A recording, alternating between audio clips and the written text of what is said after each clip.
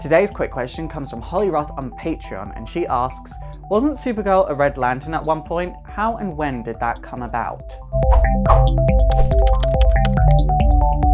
So this was actually a fairly recent occurrence. It only happened last year. It was in a 13-part story arc, Red Daughter of Krypton. This story arc crossed over Supergirl, Red Lanterns, and Green Lantern. It's actually available now in a trade paperback as a collected edition if you want to read the story arc for yourself. From Supergirl's perspective, this whole thing starts out with Lobo looking for the old Lobo because it turned out that the old Lobo stole the new Lobo's name, so the new Lobo wants to kill the old Lobo. It was a whole thing that was actually setting up for the Lobo title. Supergirl is beating Lobo up. She wants him out of Earth, and she's doing really well, and eventually Lobo leaves. And then he comes back and is like, you know, I know how you feel. I used to be like you once. And Supergirl is like, you know what? I am sick of everyone thinking that they know me. I'm sick of everyone thinking they know what's best for me, and I'm sick of people using me.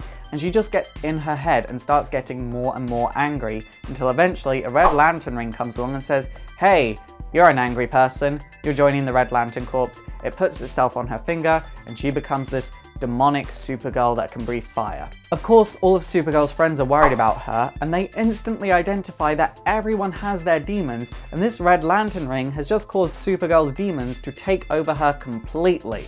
If you want to read this full story arc for yourself, I've put links to mycomicshop.com down below. Also, Benny the Comicstorian did a whole video on this story arc, and you should definitely check that out. Once again, links to his video are down below. I really like this story arc. It was one of the better Supergirl story arcs in the New 52, so you should definitely pick it up for yourself if you have the money. It's super effective! Okay guys, that is it for today. So what do you think of Red Daughter of Krypton? Please let me know in the comments down below. And also don't forget to thumbs up and subscribe if you want to see more history videos. And also don't forget to like me on Facebook, follow me on Twitter, support the show by checking out my Patreon, and your question will be featured in a future episode of Quick Questions. And also don't forget to subscribe to my gaming channel, my vlogging channel, and follow me on Twitch. My name is Faust, this has been Exploring Comics, and it is super effective.